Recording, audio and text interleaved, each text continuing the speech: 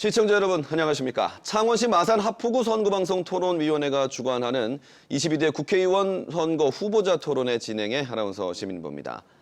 창원시 마산 하포구는 양자 대결입니다. 현역 의원과 풀뿌리의 의정 경험을 바탕으로 한 두 후보가 맞붙습니다. 어떤 후보가 국회 입성에 성공할지 오늘 창원시 마산 하포구 후보자 토론회에서 두 후보의 자질과 정책을 비교해 보시기 바랍니다. 그럼 토론에 함께할 두 분의 후보자를 소개해드리겠습니다. 기호 1번 더불어민주당 이옥선 후보 나오셨습니다.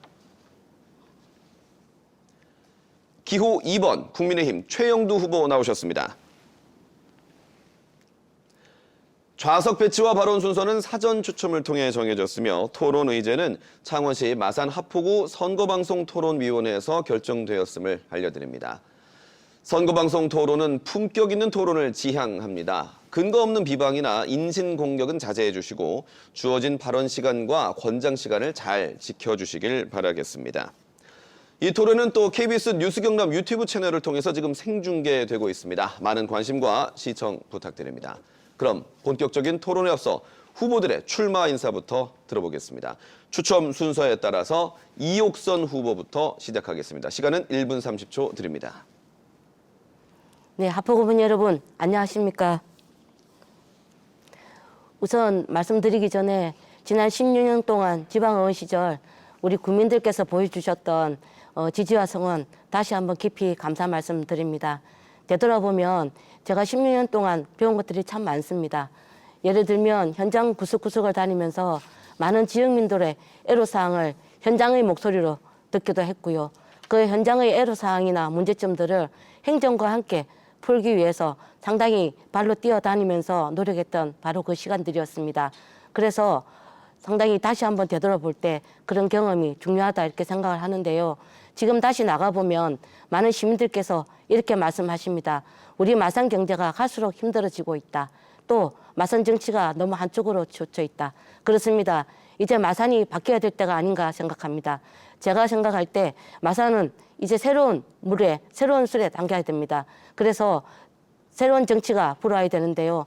마산에 필요한 정치가 뭐냐 생각을 해보면 진정성 있는 정치, 일하는 정치, 책임지는 정치, 그리고 균형 있는 정치라고 생각이 됩니다.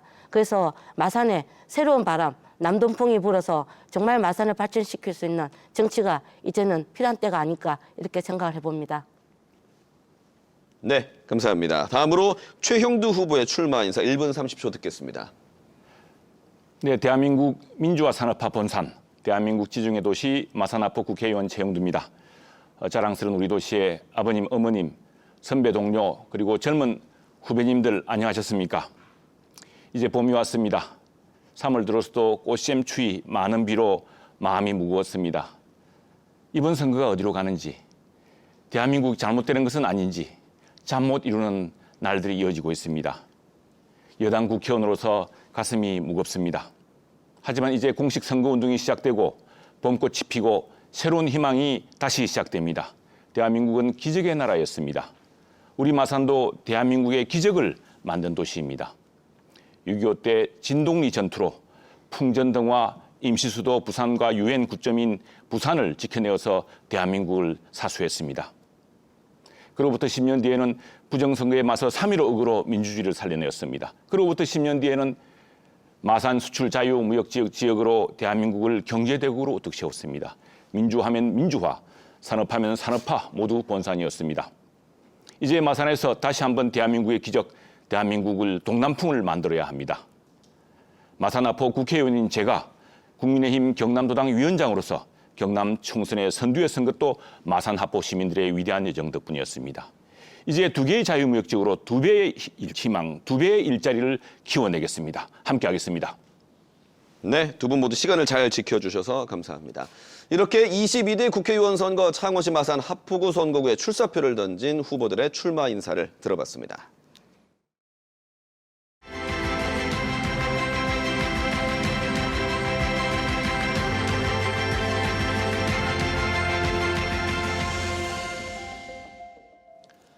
공통질문 시간입니다. 주어진 주제에 대해서 후보자들의 입장과 정책을 밝혀주시기 바랍니다.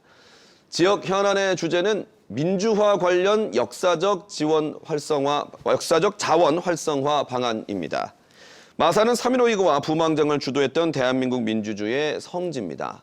이와 관련한 역사적 자원들을 어떻게 활성화해 나갈 것인지 의견을 말씀해 주시기 바랍니다. 순서에 따라서 최형두 후보에게 1분 30초 드립니다.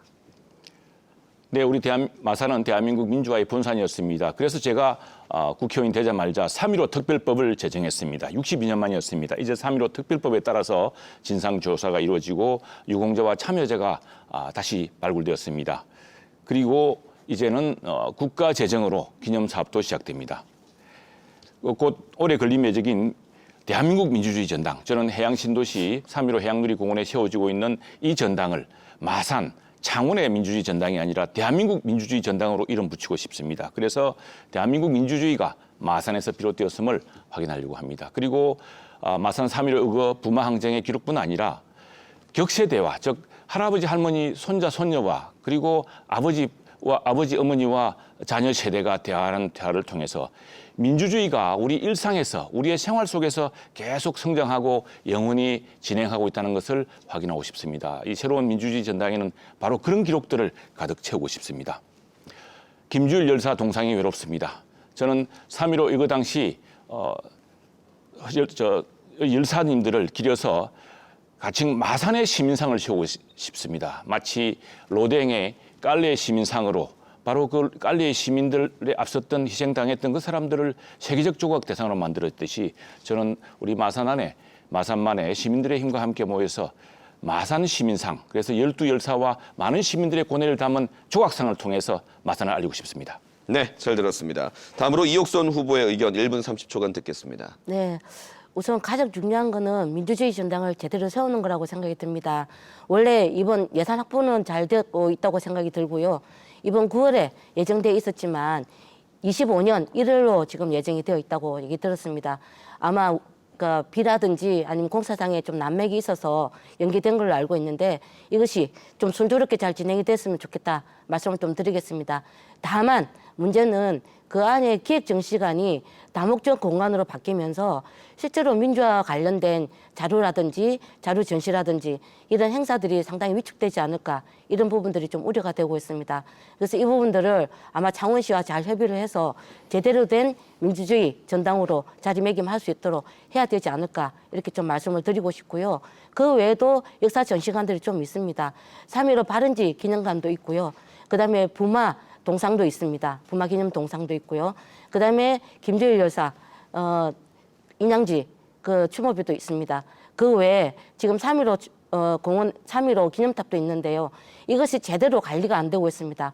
그래서 최형두 후보님께서 어느 시절에 실제로 이 부분들 특별법과 관련해서 많이 노력을 하셨다는 걸 알고 있는데 특별법과 함께 이런 관리 방안에 대한 지원도 조례 지정을 좀 지원을 한다든지 아니면 특별법상 재정을 지원할 수 있도록 방안도 같이 모시게 되지 않을까 제안을 좀 드리고 싶습니다. 네, 잘 들었습니다. 자, 다음은 후보들의 자질을 검증하는 순서를 갖도록 하겠습니다. 주도권을 가진 후보께서 7분간 상대 후보의 자질을 검증하되 발언 시간이 1분을 넘지 않게 해주시고 상대 후보의 답변 시간은 최소 30초는 보장해 주시기를 권장하겠습니다. 반드시 자질에 국한해서 질의와 답변을 이어가시되 인신공격성 비방은 삼가시길 바랍니다. 먼저 이옥선 후보에게 상대 후보의 자질을 검증할 수 있는 주도권 7분 드립니다. 네. 후보님께 질문을 좀 드리겠습니다. 먼저 동시대에 민주화 운동에 정말 투신하셨고 그것과 함께 정말 3.15 특별법까지 제정하신 노력들에 대해서 정말 존경과 정말 고생하셨다는 말씀을 드리고 싶습니다. 근데 후보님께서 혹시 건국전쟁을 보셨습니까? 네, 봤습니다. 네. 보시고 또 다른 분들에게도 권유를 하신 걸로 알고 있는데요. 네, 그렇습니다. 네. 근데 저희들이 기본적으로 생각을 할 때 아마 그 이승만 대통령에 대한 공과 가가 물론 다 나눌 수가 있습니다. 보는 시각에 따라서 달라질 수는 있지만 그럼에도 불구하고 3.15 특별법을 제정하면서 이승만 정권에 대한 문제 제기를 하셨던 분께서 건국전쟁을 권유하기까지 상당히 여러 가지 문제가 있지 않을까라고 제기하는 분들이 있는데요. 그 부분에 대해서는 어떻게 생각을 하십니까? 네, 제가 3.15 특별법을 제안하면서 바로 이승만 대통령의 과 부분을 시정하기 위해서 노력했기 때문입니다. 그리고 과와 함께 이제는 공을 봐야겠다. 우리가 대한민국이 처음 해방되었을 때 문맹률이 거의 8, 90%에 가까웠습니다. 글을 먹는 사람이 많았습니다. 3.15 의거가 가능했던 것도 전쟁 직후에 7, 8년 사이에 문맹률이 10%, 20% 줄었습니다. 대한민국의 위대한 혁명이 시작됐습니다. 그리고 농지개혁을 통해서 진정한 농민들의 토지 소유를 통해서 대한민국 경제 근대화의 기반을 마련했습니다. 그 점도 똑똑히 알아야 된다는 거 하나. 다음에 나라의 방향을 정했습니다. 나라의 방향을 정해서 한미동맹 강화를 통해서 6.25 전쟁 이후 쑥대밭이 된 대한민국을 키웠습니다. 3.15 의거를 통해서 이승만 대통령은 즉각 하야를 했습니다. 바로 학생들의 희생과 시민들의 눈물을 보고서 내 때문에 피를 흘렸다면서 하야를 했습니다. 이기붕 일당은 비극적 처우를 맞았습니다. 3.15 의거를 통해서 부정선거를 획책했던 모든 공직자들이 엄벌에 처해졌습니다. 그래서 민주주의에 대한 분명한 교훈을 심어주었고 이제 그 점과 함께 우리가 이승만 대통령이 정부 수립을 통해서 또 정부 수립 이후에 교육과 농지개혁과 심지어 원자력 발전에 토대를 쌓았던 점까지도 다시 한번 살펴야 되지 않나 싶습니다. 대한민국이 갑자기 태어난 것이 아닙니다. 그런 공과 가를 공평하게 보는 것이 중요하다는 게 제 생각입니다. 후보님께서는 80년대 민주운동도 하셨습니다. 네. 예, 그것과 함께 중간을 지어본다면 실제로 이제 그 공과 가를 어떻게 나눌 것이냐 아까 잠깐 말씀드렸지만 공과 가를 나눔에 있어서 정량적인 평가도 있지만 정성적인 평가도 있다고 생각이 듭니다. 우리가 민주화를 얘기할 때 정량적인 것만 얘기를 하지는 않거든요. 몇 가지 잘한 사업들이나 정책들을 모조리 부정하지는 않습니다. 다만 그 정성적인 평가에 의해서 많은 분들이 얼마나 피해를 받는지, 억울한 분들이 없는지, 그것들을 위해 어떻게 다듬어 안고 가는지, 바로 이런 것들이 중요하다고 생각이 드는데요. 특히 이승만 대통령 관련해서 지금 아직도 민간인 학살과 관련한 많은 분들이 아직도 해결되지 못한 상태에서 피눈물을 흘리고 있는 경우도 있고요. 또 더 중요한 문제는 예를 들면 그 하야를 하기까지 많은 시민들께서 동참을 하시고 반드시 물러나야 된다 소리를 외쳤기 때문이라고 생각이 됩니다. 바로 그것이 우리 마산에서도 3.15로 나타났던 거고요. 그런 부분에 대해서는 부정을 할 수 없고 물러나도록까지 만들었던 부분에는 분명히 공보다는 과가 더 많지 않았는가 이렇게 평가를 할 수밖에 없을 것 같은데 그런 역사적 평가에 대해서도 부정을 하시는 건가요? 아닙니다. 그래서 이승만 대통령의 과가 바로 3.15 부정선거였습니다. 비록 이승만 대통령은 당시에 장면 박사가 암 투병을 하다가 미국에서 서거하시는 바람에 단독 후보였습니다. 그래서 선거가 필요 없었습니다. 무투표 당선이 되었는데 바로 그 이기붕 일당이 부통령 되기 어려운 사람이었습니다. 그 사람이 당선되기 위해서 그런 온갖 부정선거를 다 저질렀는데 그러나 그 당시에 대통령이었다. 정부 대통령을 같이 뽑는 선거이기 때문에 대통령에 따른 책임을 피하기 어렵습니다. 그래서 그 부분이야말로 이승만 대통령의 과의 가장 큰 부분, 핵심 부분이라고 생각을 합니다.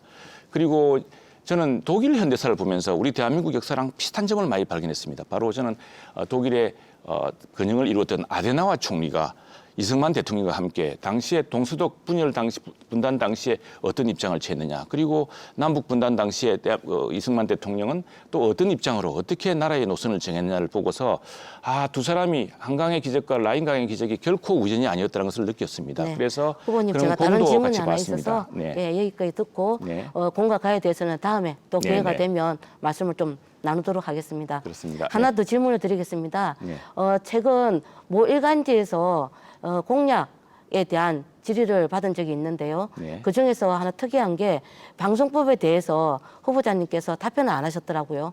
그걸 보면서 언론인 출신의 후보자님께서 왜 답변을 안 하셨는지 그 부분에 좀 궁금했고 그것과 함께 지금 방송법 개정에 대한 문제의식이 어떻게 갖고 계신지 답변을 좀 해주시기 바랍니다. 이 방송법 개정은 민주당이 여야가 바뀌면 다 입장이 바뀌는 사안이었습니다. 네. 우리는 한 번도 입장이 바뀐 적이 없습니다.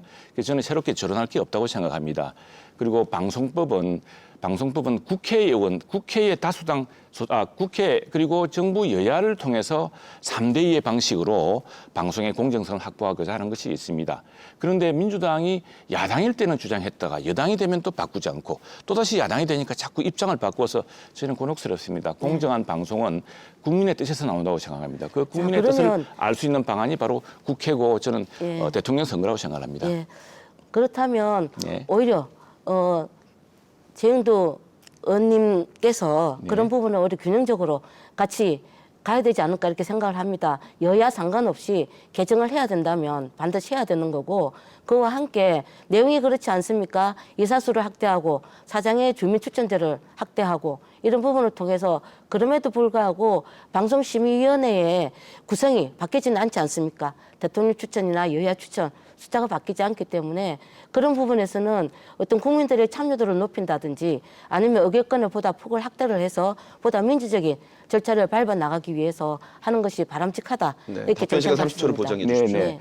예, 그래서 저는 국회에서 문화체육관광위원회를 하고 또 지난번 언론중재법 그 큰 논쟁이 있었을 때 계속했던 이야기가 독일 그리고 영국 프랑스, 일본의 공영방송 시스템을 좀 봤으면 좋겠습니다. 이런 공영방송에 따라서 국제적 기준이 있기 때문에 하는데 민주당은 갑자기 어느 날 민주노총이 지배하는 이런 언론인이 지배하는 이런 것을 통해서 방송 지배 구조를 국민의 뜻이라고 하는데 그건 맞지 않습니다.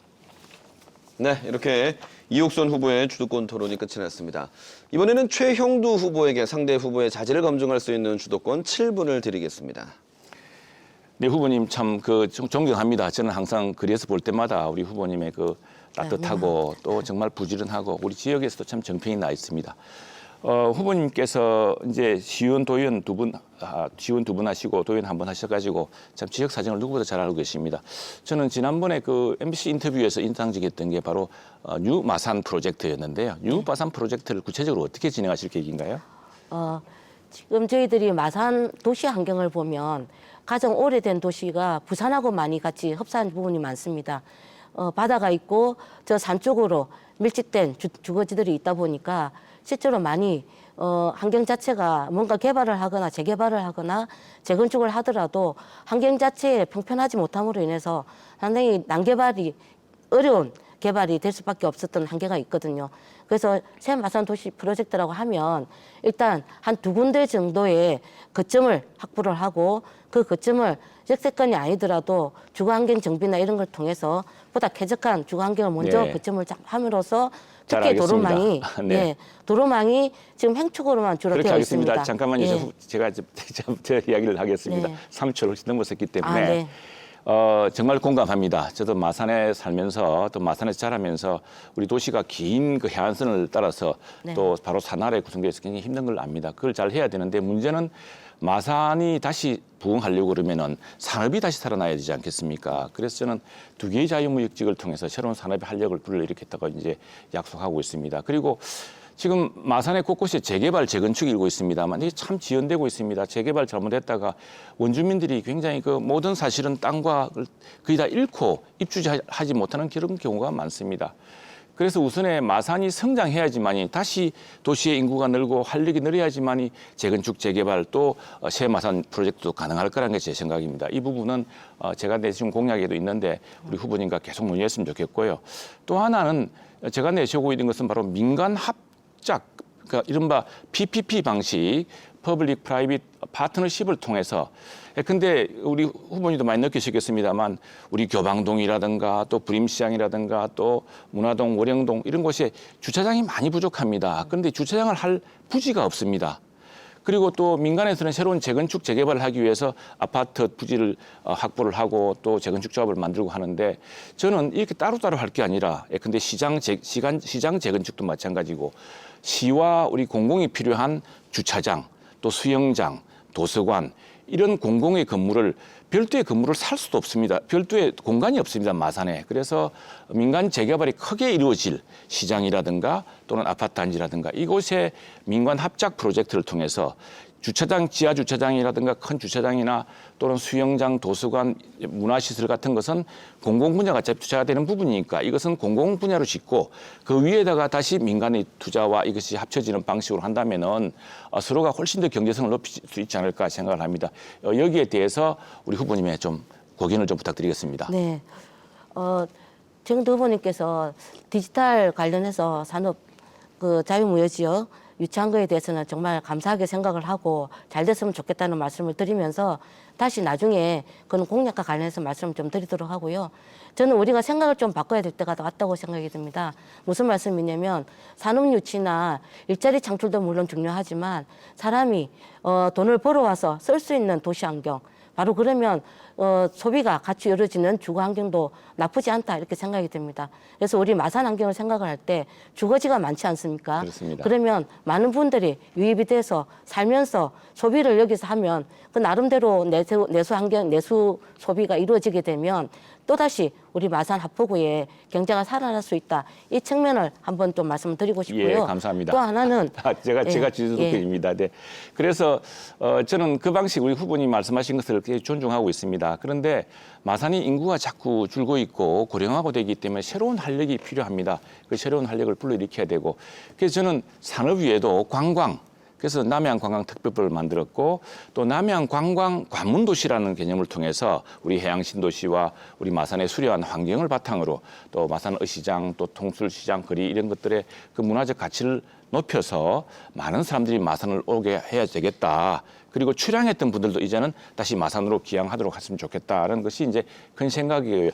그런 인구 수요와 그런 어떤 수요가 있어야지만이 재건축, 재개발 또 가능할 거라 생각합니다. 그래서 제가 만든 개념은 그 마산 프로젝트, 뉴 마산 프로젝트에는 바로 이른바 컴팩트 시티 그리고 15분 도시라는 새로운 그 도시 계획에서 나타나는 개념들을 통해서 우리 이옥순 후보님도 적절히 지적하셨지만 이제 막 이렇게 할 게 아니라 중기 프로젝트를 중기 계획을 우리 마산 그 하포구뿐 아니라 창원시에서 미리 만들어서 그리고 우리 민주당과 우리 국민의힘이 함께 여야 원내외를 떠나서 상의해서 논의하는 방식으로 그래서 도심의 어떤 그 점을 만들었으면 좋겠습니다. 그리고 이제 하나 더 여쭤보겠습니다. 지금 우리 후보님이야말로 참된 민주당 후보에서 정말 존경하는 후보입니다. 그런데 서울의 많은 후보들이 수도권 후보들은 민주당 후보들 보면 정말 답답합니다. 이 변호사비 대납 의혹 아니냐라고 말이 날 만큼 갑작스레 민주당에서 잘하던 의원님들 아마도 이옥순 의원님도 이재명 대표와 함께 줄을 서지 않고 탄핵 표결안에 반대표를 던졌으면은 공천 못 받을 수도 있습니다. 지금 이런 상황, 이 민주당 내 상황, 네. 우리 민주당이 전통적 민주당이 이런 적이 없었습니다. 이거 어떻게 하면 좋을까요? 네. 저는 그 부분에 있어서는 제가 16년간의 지방의원 시절 무엇을 중심에 놓고 활동을 해왔는지를 우리 주민들께서 너무나 잘 알고 있다고 생각이 듭니다. 어떤 당론이나 내지는 시대에 흐르지 않고 소신 있게 나름대로 주민들 중심으로 또는 국민들 중심으로 해왔던 바로 그 활동에 대한 정확한 평가들이 아마 있을 것이라고 생각이 들고요. 제가 이제 덧붙여서 좀 말씀을 드리면 마산 프로젝트와 관련해서 민자 유치하는 부분에 있어서는 정말 우리들이 아픈 경험들이 많습니다. 로벌랜드, 마창대교 다 아시지 않습니까? 네, 그래서 저는 동의를 하면서도 네, 그건 충분히 나중에 그런 다시 제도적인 들어가겠습니다. 뒷받침을 해야 될 거라고 3초가 생각합니다. 넘어서서 네. 우리 후보님 참 좋은 분입니다. 저는 후보님이 민주당의 이 비극을 좀 끌어줄 수 있으면 좋겠습니다. 박용진 의원이 있습니다. 박용진 의원 서울에서 최가다 득표로 당선된 사람입니다. 그 사람은 왜 잘랐습니까? 이재명에 맞섰다는 죄로 잘랐습니다. 이런 민주당이 잘못되는 길을 가지 않도록 후보님 좀 도와주십시오. 네, 자, 7분이 지났습니다. 네, 30초는 최소 보장 시간이고요. 1분까지는 답변을 들으실 수 있다는 말씀을 드리겠습니다. 자, 지금까지 후보자들의 자질을 검증하는 시간이었습니다. 지금 여러분께서는 창원시 마산 하포구 선거구 선거방송 토론위원회가 주관하는 창원시 마산 하포구 국회의원 후보자 토론회를 시청하고 계십니다.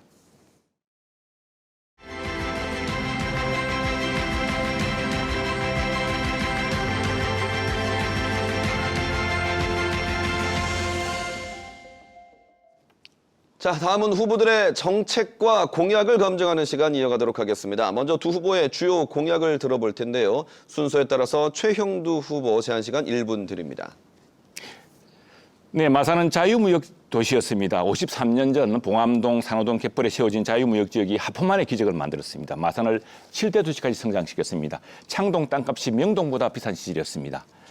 이제는 해양신도시에 대한민국 최초의 디지털 자유무역 지역이 세워집니다. 마산 제도약을 시작합니다. 꿈이 아닙니다. 우리 도시에서 디지털 인재를 키우기 위해 과학기술정보통신부의 소프트웨어 중심 대학, 바로 경남대 월영 캠퍼스에 선정받도록 했습니다. 연세대, 고려대와 나란히 선정되어서 이제 최고의 인재들을 우리 도시에서 키웁니다. 글로벌 게임센터도 시작되었습니다. 무엇보다 초거대 제조 AI 글로벌 공동연구센터도 설립되었습니다. 산업통상자원부 예산도 확보했습니다. 마이크로소프트 코리아, 아마존 웹서비스, 메가존 클라우드, 카이스트, 경남 테크노파크, 경남대를 비롯한 지역의 대학도 참여합니다. 우리 자녀들에게 최고의 AI 1:1 맞춤형 교육 시범 사업도 시작했습니다. 유럽의 지중해와 같은 마산의 매력을 키우기 위해서 지중해 관광도시로 키우겠습니다. 네. 다음은 이옥선 후보의 주요 공약 들을 시간, 제한 시간 1분입니다. 네. 저는 우선 지방과 국비와 지방비가 7:3으로 되어 있는 부분을 5:5로 만들겠습니다. 그래서 확보된 지방비를 지역 경제 활성화와 지역 발전에 쓸 수 있도록 하겠습니다. 그러기 위해서 지역 공공은행이 필요한데요. 이 지역 공공은행을 설립을 통해서 지역 경제 활성화와 그다음에 지역 발전에 제대로 그 세금을 쓸 수 있도록 만들겠다는 말씀을 드리겠습니다. 그리고 좀 아까 말씀드렸던 새 마산 프로젝트와 관련해서 말씀 좀 드리겠습니다. 어쨌든 새로운 마산, 그러니까 도시 계획가들의 조언을 들어보면 더 이상 마산은 부분 교정으로는 되지 않는다. 마산은 확실하게 완전히 바꾸지 않으면 안 된다. 이렇게 말씀하십니다. 그래서 종축으로 도로를 확보를 하고 주요 거점 지역을 확보를 함으로 인해서 마산의 새로운 그림을 그리고 바로 이것들을 통해서 중장기적인 도시 계획을 만들어 나가야 될 때가 되었다. 이렇게 말씀을 드립니다. 네, 잘 들었습니다. 자, 지금부터는 각 후보들의 방금 들으신 공약에 대해서 주도권을 가진 후보가 다른 후보의 공약을 검증하는 시간을 갖도록 할 텐데요. 가급적 질문 시간이 1분을 넘지 않도록 해주시고요. 답변은 최소 30초를 보장해 주시되 1분까지는 들으실 수가 있다는 말씀 드립니다. 답변하는 후보께서도 핵심을 중심으로 답변해 주시기 바랍니다. 먼저 최형두 후보에게 주도권 드립니다. 6분입니다. 네, 국세와 지방세 그리고 세출을 이렇게 네. 조정한다는 방안에 대해서는 늘 여야가 함께 연구하고 있습니다. 그건 좋은 방안을 찾아야 될 것 같은데 지금 이옥선 후보님께서는 민주당 이재명 대표와 함께 지역화폐 발행을 지금 강조하고 계십니다. 그런데 지역화폐 때 이게 국비가 아니라 지방비도 같이 네. 물려있게 돼 있거든요. 그 비율을 아시죠? 네. 네, 50대 50입니다. 그래서 이게 지금 창원시의 경우는 그러니까 지역화폐 발행을 위해서 창원 사랑화폐를 만들 경우에는 국비도 지원이 있겠지만 창원시가 그 똑같은 금액에 근데 1,000억을 발행하면 500억을 내야 됩니다. 근데 창원시 재정이 지금 100만 도시 지난 민주당 시장을 거쳐오고 하면서 빚이 너무 크게 늘어나서 지방 재정 자립도가 100만 도시 중에 최하위입니다. 이제 이런 한계가 있는데 그래서 또 어떤 문제가 있냐면은 지역화폐를 민주당이 특히 이재명 대표가 많이 주장하는 이유가 있습니다. 왜냐하면 경기도는 지방 재정 여력이 엄청나거든요. 오죽하면 민간 사업자가 화천대유라 그래서 뭐 수천 배의 개발 이익을 얻을 정도 아니겠습니까? 그런 풍족한 도하고 우리가 지금 수많은 빚과 또 지방의 피폐화 현상 때문에 힘든 이것을 맞춰서 하기 힘들기 때문에 저희들은 지역화폐보다는 그리고 지역화폐는 근데 경기도에서 재정이 좀 넉넉한 경기도에서 발행한 지역화폐를 경남에서 쓸 수가 없습니다. 그러나 그렇기 때문에 부유한 사람은 더 부유하게 자기 내부 가두리를 통해서 성장하게 만들고 가난한 지역, 지방 재정이 약한 지역은 오히려 자꾸 빈곤하게 만드는 정책이어서 이게 민주당 문재인 정부 시절에 조세정책연구원에서 혹시 뭐 산업위기 같은 게 있어서 특별한 지역에서만 지원하면 모를까 이걸 함께 지원하는 것은 전국을 똑같이 하는 것은 오히려 빈익빈 분익비를 강화시킬 뿐이다 이렇게 하고 있습니다. 그래서 저희들은 대신에 이제 온누리 상품권을 제공하고 있습니다. 이건 정말 중앙이 좀 재정이 풍족하고 또 소비 여력이 높은 서울 수도권 사람들이 오히려 지역을 도울 수 있는 방법이 있거든요. 예컨대 명절이 되면은 온누리 상품권을 이제 공무원들한테는 보너스 같이 줍니다. 그리고 또 대기업에서도 상생 차원에서 그 대기업 직원들한테 지역사랑 상품권을 지급하는 경우가 많습니다. 그러면은 마산에 사는 부모님들 또 형제들 전통시장에 쓰라고 그걸 줍니다. 그래서 서울의 소득이 마산으로 이전되는 효과가 있습니다. 그래서 저희는 지역 사회 사랑 상품권보다도 온누리 상품권을 통해서 정말 온누리가 고루 이렇게 따뜻해지도록 하자는 효과를 이야기하고 있는데 자, 이 점에 대해서 어떻게 주십시오. 생각하십니까? 이 문제를 어떻게 생각하십니까? 네. 그 문제와 관련해서 저는 일부 동의를 합니다. 어쨌든 지금 다양한 지역화폐 형태로 나왔던 것, 저는 온누리까지 포함이 된다고 보는데요. 그까지 포함을 해서 정말 종합적으로 제대로 쓰일 수 있는 방안을 모색해야 된다. 그래서 말씀하셨던 것처럼 지역에 따라서 차이가 나는 이런 부분들은 개선이 돼야 될 필요가 있는데 다만 다시 한번 그 지역화폐가 등장하게 됐던 배경을 살펴볼 필요가 있습니다. 우리 소상공인들에게 도움이 되기 때문에 했던 거고요. 그것이 확대되냐 마냐는 소상공인들의 어떤 의견이라든지 진행 절차를 한번 보면서 판단해야 될 문제라고 생각이 듭니다. 그리고 바로 지역별로 차이가 난다고 하는 부분에 대해서는 제가 볼 때 그래서 지방재정이 더 확보가 돼야 되지 않을까. 지방재정이 더 확보하면 할수록 바로 이런 문제들이 같이 해결이 되기 때문에 그 문제를 먼저 선제적으로 해결하는 것이 바람직하다. 이렇게 좀 말씀을 드리겠습니다. 예, 고마운 말씀입니다. 근데 사실은 이게 우리 지방 재정 확보한다는 것이 사실 지방 재정 저 비율이 한 10년 전에 높았습니다. 근데 지금 낮아지고 있습니다. 그게 왜 그러냐면 산업의 수도권에 집중되어 있기 때문에 그렇죠. 세수가 훨씬 많습니다. 우리 지역은 자꾸 위축되어 가고 있습니다. 독일의 경우는 제가 이제 김항식 총리께 직접 들은 이야기인데 독일의 경우는 부자주, 근데 뮌헨주 같은 부자주가 가난한 주에게 이걸 서로 또 나눠 가질 수 있는 지방 재정의 균형이 있다고 합니다. 그러나 우리는 부자도가 가난한도를 나눠줄 수 있는 그런 아직까지 문화라든가 시스템이 없습니다. 근데 지방 재정과 이게 이제 그 국세를 함께 하게 되면은 오히려 어떤 경우에는 국세 비율이 낮아져서 지방의 큰 사업, 우리처럼 좀 수도권에 비해서 뒤처진 지역은 나아가기 힘든 게 있습니다. 근데 디지털 자유무역 지역의 경우가 그렇습니다. 마산 해양 신도시에 약 4천억 규모 정도로 4천여 원을 짓는데 여기에 국비가 한 3천억, 그러니까 이렇게 지급이 됩니다. 도비 시비가 이제 30% 미만으로 그 정도로 지급이 되거든요. 이렇게 중앙에 큰 재정을 끌어와서 부족한 지방 재정을 보충하면서 키우는 효과도 있기 때문에 이런 다양한 구조를 좀 봐야겠다는 생각이 듭니다. 만일 이게 그냥 5대5로 그러면은 어떤 중앙의 재정을 따더라도 지방 재정을 골고루 나눠 쓰다 보면은 집중하기 어려운 측면이 있다는 점도 저는 좀 말씀을 드리고 싶습니다. 예, 그리고 우리 저 후보님께서 마창대교 통행료 이 문제를 이야기하시는데 혹시 마창대교 언제 어떻게 시작된지 아십니까? 홍치곤 시장 때부터 시작이 됐습니다. 그럴까요? 네. 예. 네. 자, 제가 끝입니까? 네. 예, 예. 예. 그래 마창대교 요금을 인하하고 궁극적으로 무료화해야 된다는 전적으로 정확한 핵심을 말씀해 주시면 말씀드리겠습니다. 예, 그런데 무료화가 되겠냐 이 말씀을 하시는 거죠? 예? 무료화가 가능한가라는 말씀을 아닙니다. 무료화해야 하시는 됩니다. 겁니까? 저는 또 공감합니다. 그러나 지금 사실은 이게 제가 그래서 이와 관련해서 이제 일찌감치 경남신문에 한번 이렇게 글을 쓴 적이 있습니다. 마창대교의 진실. 이게 진실이 뭐냐면은 사실은 마창대교 필요했습니다만 그렇게 급하게 필요한 것이 아니었습니다. 이게 국가가 김대중 정부 시절에 우리가 외환위기를 맞지 않았습니까? 그전에 외환위기를 맞아서 이제 김대중 정부 시절에 외환위기를 함께 극복해야 될 문제가 있었는데 이 당시에 외자를 유치하기 위해서 외자 기업한테 굉장히 많은 혜택을 주었습니다. 그리고 2005년 노무현 정부 시절에 이런 제도를 없앴습니다. 이런 것 때문에 우리는 정부에게 중앙적 책임을 물어야 된다고 생각을 합니다. 네. 자, 주어진 시간이 끝이 났습니다.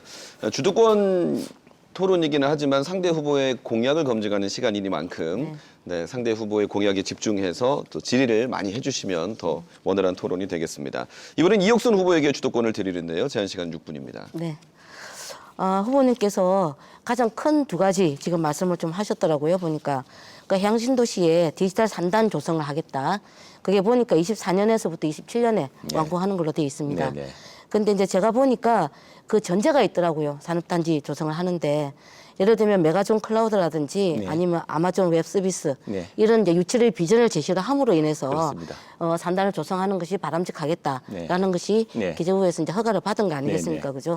근데 이제 지금 바이오 클러스터, 그러니까 이제 초거대 제조 AI 글로벌 연구센터죠. 이게 이제 참 말도 긴데 우리 이제 경남대하고 지금 협의를 해서 지금 진행하는 걸로 알고 있습니다. 그래서 지금 벌써 메가존 클라우드하고는 MOU가 끝났죠. 네, 그렇습니다. 예, 끝났고 MS하고는 아마 체결 발표만 지금 미루고 있는 걸로 제가 확인을 했는데 맞습니까? 아닙니다. 지난 12월 달에 12월 하순에 경남대학에서 이 관계자들이 다 와서 클라우드 공동연구소를 출범을 시켰습니다. 그리고 이 공동연구소 출범한 여기에는 산업통상자원부의 국비 지원이 이루어지고 있습니다. 그래서 사실 이제 이 문제와 관련해서는 23년도에 선정할 때 기재부가 신규 사업으로 하지 않고 예타 사업을 했던 부분이 있지 않습니까? 그게 이제 기존의 경산에 국회의원께서 이제 사업을 유치를 하기 위해서 갔는데 이 문제가 학생이 200명이 수용이 안 됨으로 인해서 과연 사업이 제대로 될 것이냐 하는 의문을 제기를 했고 그것 때문에 사업이 진행이 안 된 걸로 제가 확인을 했습니다. 그런 부분과 관련해서 어쨌든 연구센터를 지금 이제 설립을 하고 추진할 텐데요. 아직 남은 문제는 어쨌든 학생 모집과 제대로 된 추진이 아직 남아 있지 않습니까? 만약에 그것이 아닙니다. 그건 잘못 알고 계신 겁니다. 예. 그럼 설명을 좀 해주시고요. 예, 예. 그것과 함께 예. 저희도 예산이 올해 24년도에 네. 80억 아마 창원시하고 도에서도 요구를 한 걸로 제가 알고 있는데 네, 그렇습니다. 그 부분이 지금 확보가 됐습니까? 네, 그렇습니다. 예, 우선 국비가 확보됐고요. 여기에 네. 대해서 창원시가 굉장히 창원시가 관심이 많습니다. 네. 특히 우리 시장께서 연초에 이제 세계 디지털 가전쇼를 다녀보고 나서 그때 다녀온 직후에 다시 방문을 네. 했습니다. 이 굉장히 중요한 사업이다. 이게 우리 미래의 마산과 창원과 경남의 미래가 걸린 사업이 생각하고 있고 도지사도 관심이 많고 국비 사업으로 국비는 이미 확보가 돼 있는 셈이고요. 국비는 이제 전체 3천억 규모의 국비를 이제 네. 예타가 들어갑니다. 근데 그 말씀하시다시피 자, 이게 가능한 일이냐? 지금 이제 AI 시대입니다. 이 기술이 너무 급격히 발전하고 있습니다. 이게 가능하도록 하기 위해서 지금 인큐베이팅을 하고 있습니다. 그게 마산에 큰 땅이 없기 때문에 경남대학 의령 캠퍼스가 마침 땅과 건물을 내놓고 또 일부 자신들의 기금조차 내어놓아서 시작을 하고 되었습니다. 그리고 이게 이제 우리가 뭐 오라고 해서 오겠습니까? 아마존 웹 서비스라든가 마이크로소프트 코리아나 그다음에 메가존 클라우드가 우리가 오라고 해서 마산까지 안 옵니다. 근데 이분들이 관심 갖고 있는 것은 초거대 제조 AI입니다. AI 시대에는 초거대화되고 있습니다. 작은 AI라는 것은 거의 실효성이 떨어지기 때문에 초거대 제조 AI를 가는데 우리 마산, 창원이 어디냐면 창원국가산단이 앞에 있습니다. 앞으로는 거대 제조기업도 AI를 통해서 생산과 유통과 물류 재고 관리 그리고 생산성의 향상도 AI 기능을 통해서 하게 됩니다. 이것 때문에 바로 마이크로소프트 코리아하고 그러니까 좀 그다음에 듣고요. 아마존 웹 서비스가 관심을 갖게 됩니다. 그러면 말씀하셨던 대로 산업이 발전하면서 예를 들면 AI가 점점 더 큰 역할을 하게 될 것이고 로봇이나 이런 것들이 점점 산업이 발전해야 되는 건 너무나 당연히 다 알고 있는 겁니다. 네. 하지만 이런 글로벌 기업들이 우리와 손을 잡고 할 때 그냥 하겠냐. 아까 말씀하셨던 것처럼 외자 유치를 위해서 했던 중앙정부의 문제점들을 지적을 하셨는데요. 마찬가지로 우리나라 같은 경우에 삼성 이노베이션 센터가 있지 않습니까? 부산에 있는 걸로 알고 있고 일정 정도 이전에 그것들을 경남, 특히 창원에 유치하는 게 어느 정도 얘기가 오고 갔던 걸로 제가 확인을 했습니다. 근데 그런 부분도 있는데 굳이 대기업, 그러니까 글로벌 기업이라는 부분들이 참 좋습니다만 그냥 공짜로 이루어지지는 않는다는 것이 우리가 지금까지 너무나 뼈저리게 느껴왔기 때문에 그런 부분과 관련해서는 뭔가 대책이 좀 필요할 거라고 생각이 들고 문제는 우리가 후보님 말씀을 들으면 정말 마산의 디지털 산업단지하고 그다음에 경남대에 그런 센터가 만들어짐으로 인해서 우리 청년들의 일자리라든지 앞으로 비전이 상당히 효과적으로 그리고 효율적으로 진행이 될 거다 이렇게 생각이 들지만 아까 다시 말씀드렸던 몇 가지 전제들이 정확하게 후보님께서는 그것이 다 됐다 이렇게 말씀하셨지만 그거는 나중에 다시 한번 확인해 봐야 될 문제인 것 같고요. 또 하나는 저는 산업센터만 유치하는 것이 아니라 향신도시에 차라리 그럼 창업보육센터 연계된 이런 부분들을 삼성과 관련한 이런 부분들과 같이 연결을 한다든지 국내 기업에서 제대로 된 이런 것들을 같이 유치를 한다면 훨씬 우리 지역에 도움이 되는 방향 그리고 우리 국가 산업의 발전이 될 수 있는 방향으로 가지 않을까 이렇게 좀 생각을 해봤습니다. 답변 시간 30초를 보내주시죠. 답변할까요? 그런 부분에서 네. 한번 답변해 주시기 바랍니다. 고맙습니다. 근데 이게 우리가 이제 끌어들인 이유가 있습니다. 우리가 무슨 그 큰 인센티브를 주지 않더라도 초거대 제조 AI는 제조업체가 필요합니다.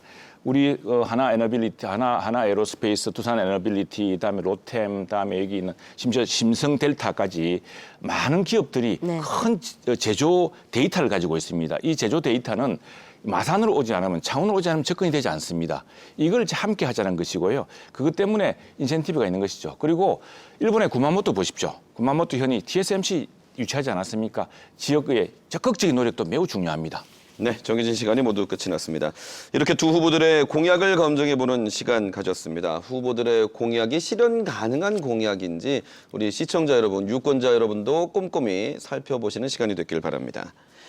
자, 이어지는 순서는 이제 주제 토론 시간입니다. 주어진 의제에 대해서 6분간 자유롭게 두 후보자의 입장과 정책을 밝혀주실 텐데요. 공정한 토론을 위해서 발언 시간은 각 1분, 답변 시간은 최소 30초를 보장해 주시기를 권장하겠습니다.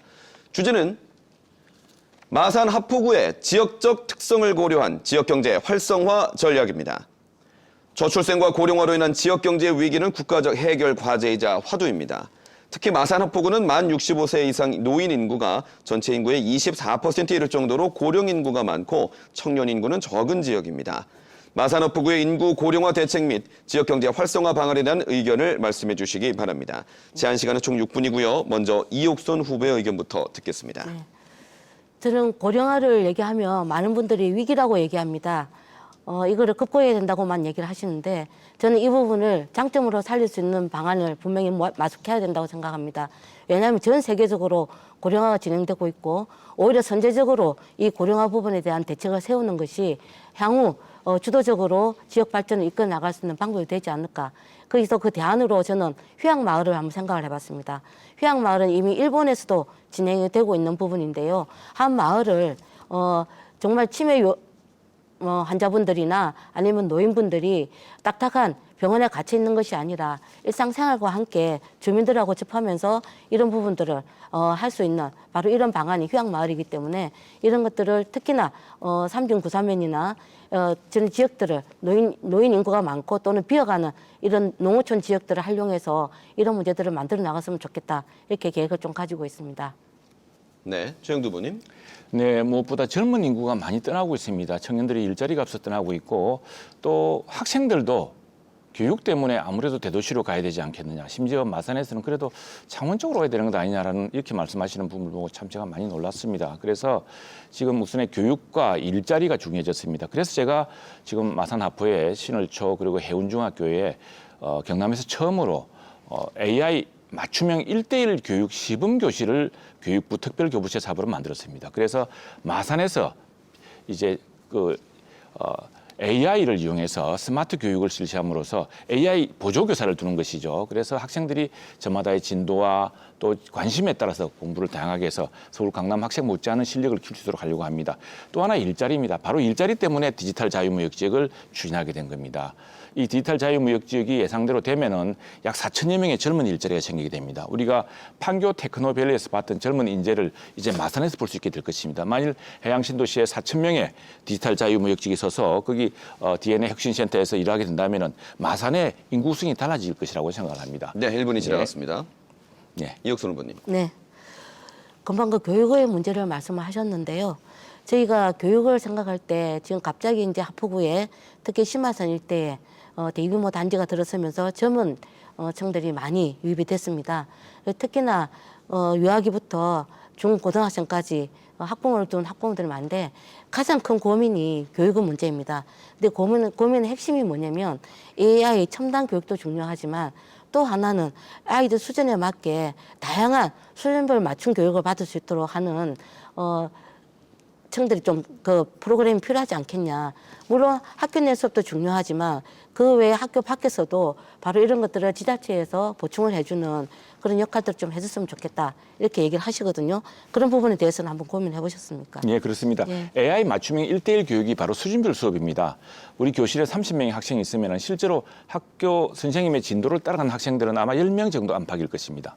나머지 일부는 선행학습을 통해서 이미 자기가 알고 있는 것이어서 학원 준비를 하고 있고 나머지 10명 정도는 선생님이 그냥 조용히 하고만 있는 겁니다. 사실 이게 현실입니다.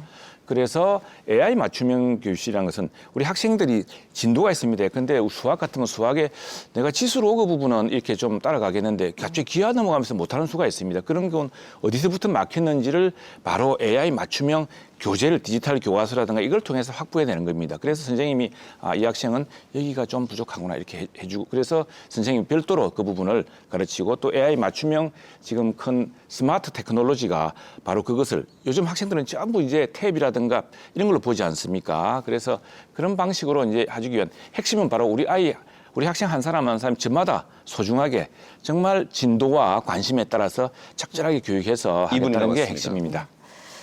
청년 일자리 부분에 대해서 말씀하셨는데요. 지금 아마 이런 말씀 들어보셨을 겁니다. 청년들이 판교 이하로는 오려고 하지 않는다. 정말 심각하고 가슴 아픈 말입니다. 바로 그런 측면에서 후보님께서 우리 지역의 대학과 함께 바로 그런 센터를 만들어서 유능한 인재들을 발굴하고 또는 키워내기 위해서 유채점을 정말 바람직한 게 아닐까 이렇게 생각이 좀 드는데 청년 일자리도 그와 연계돼서 만들어지지 않겠습니까? 네, 그렇습니다. 예, 그랬을 때 교육뿐만이 아니라 창업을 할 수 있는 센터, 보조할 네. 수 있는 센터, 네. 바로 이게 같이 좀 만들어져야 될 것이고 네. 그런 의미에서 아까 말씀하셨던 글로벌 기업뿐만이 아니고 국내 기업과 함께 그야말로 안주할 수 있는 정착할 수 있는 중장기적인 계획과 함께 진행되지 않으면 이것이 또 한순간 프로그램은 끝날 수 있다. 이 우려들이 좀 있습니다. 이런 부분에서 그러면 말씀하셨던 바로 그런 청년 일자리 사업들이 정말 잘 진행됐으면 좋겠다는 말씀 드리고 네. 저 또한 그런 부분은 디지털 그 산단과 함께 저는 창업보육센터하고 같이 있어야 된다. 이렇게 좀 생각을 하는데요. 네, 1분 바로, 지났습니다. 그렇게 해야 될 것 같습니다. 당연합니다. 우리 저 후보님 예. 말씀 진짜로 동의하고 창업보육센터는 바로 확보할 수도 있습니다. 있고 다음에 이제 무엇보다 우리 지역에서 인재를 키워야 됩니다. 지금 일자리가 없다 보니까 수도권으로 서울로 떠나고 있는데 바로 소프트웨어 중심 대학이 소프트웨어가 모든 디지털 시대의 핵심입니다. 그러니까 삼성 이야기 하시는데 제가 사실 삼성의 사피 같은 것도 지금 이제 다시 마산 같은 경남대학이나 우리 마산대학교에서 같이 공유할 수 있도록 제가 삼성과 이야기를 하고 있습니다. 그동안 이제 10년의 축적이 있으니까 이제 지역에도 확산을 하자라고 이야기를 하고 있습니다. 그리고 또 청년 일자리는 반드시 첨단에 생기지 않습니다. 저는 남양관광특별법에서 이야기했지만 청년 창업을 관광, 맛있는 맛집, 멋집, 또 관광 상품, 게스트하우스 이런 것을 통해서 수많은 일자리를 만들 수 있습니다. 그런 점에 대해서도 저는 우리 지역의 청년들과 함께 논의할 것입니다. 네, 잘 들었습니다. 자, 이제 토론을 마무리할 시간이 됐습니다. 끝으로 유권자들에게 지지 당부 발언을 하실 텐데요. 발언 시간은 1분을 드리겠습니다. 먼저 순서에 따라 최형두 후보 말씀해 주십시오. 네, 정말 얼마나 걱정이 많으십니까? 그러나 이제 선거 운동이 지금 시작됐습니다. 여론조사 때문에 걱정 많으신데 여론조사도 방법에 따라서 다양한 결과가 나오고 있습니다. 표는 직접 투표를 통해서 결정하는 것입니다. 우리 특히 젊은 사람들, 20대 유권자들 꼭 투표해 주십시오. 조국 혁신당을 보고서 무엇을 느꼈습니까? 그리고 이재명 대표의 저 공천을 보고 무엇을 느꼈습니까? 꼭 투표하셔야 됩니다. 그리고 민주주의는 누가 독점할 수 있는 것이 아닙니다. 민주주의는 우리가 공유해야 되고 함께하는 영원한 행진입니다. 그 행진에 특권과 반칙이 난무하고 국회의원이라고 불체포 특권을 주장해서 나는 법원 재판에 가지 않겠다고 이야기를 하고 내가 지금 법원에서 유죄 선고를 받게 되었는데 이건 뭐 정치적으로 내가 복귀해서 개인적 보복을 하겠다고 하는 이런 정치는 안 됩니다. 여의도 특권 정치 끝내야 됩니다. 여의도 국회의사당도 이제 지방으로 옮겨옵니다. 여의도 특권 정치를 끝내고 국회가 청년에게 희망을 줘야지 청년에게 빚을 물려주는 국회가 되어서는 안 됩니다. 함께 만들어 가겠습니다. 네, 다음 이옥선 후보도 1분 드립니다. 네, 많은 분들이 마산이 바뀌어야 한다고 말씀을 하십니다. 특히 마산의 정치가 바뀌어야 된다고 말씀들을 하십니다. 이제 바뀌어야 합니다. 정말 태풍 매미 때문에 피해를 입으셨던 분들에게는 죄송한 말씀이지만 양식을 하시는 분들은 태풍이 한번 와서 물을 뒤집어 줘야 양식이 잘 되고 새로운 물고기들이 잘 살 수 있다 이렇게 말씀을 하십니다. 그래서 저는 이번에 새로운 마산을 위해서는 한번 뒤집어야 되지 않느냐 이렇게 좀 말씀드립니다. 한번 되돌아보십시오. 그동안 한쪽으로만 밀어줬던 바로 정치, 한쪽으로만 사랑했던 그 정치가 지금까지 우리 마산을 어떻게 만들어 왔는지 한번 되돌아보시기만 바랍니다. 이제 새로운 정치를 만들어야 됩니다. 정말 책임지는 정치, 일하는 정치, 그리고 균형감 있는 정치, 바로 이런 정치를 위해서 이옥선이 함께 나서겠습니다. 여러분 많은 지지와 격려 부탁드리고 4월 10일 날 꼭 투표 부탁드리겠습니다. 네, 다 쓰셨습니다. 자, 시간을 특별히 잘 지켜주셔서 감사드리고요. 두 후보 모두 수고하셨습니다. 50분 동안 생방송으로 진행한 창원시 마산 하포구 후보자 토론회 여러분 어떻게 보셨습니까? 오늘 토론이 유권자 여러분의 선택에 도움이 되셨기를 바랍니다. 이 방송은 중앙선거방송토론위원회 홈페이지와 중앙선거방송토론위원회 유튜브, KBS 뉴스 경남 유튜브 채널에서 다시 보실 수가 있습니다. 창원시 마산 하포구 선거방송토론위원회가 주관한 제22대 국회의원 선거, 창원시 마산 하포구 후보자 토론회 여기서 모두 마치겠습니다. 시청해 주신 여러분 고맙습니다.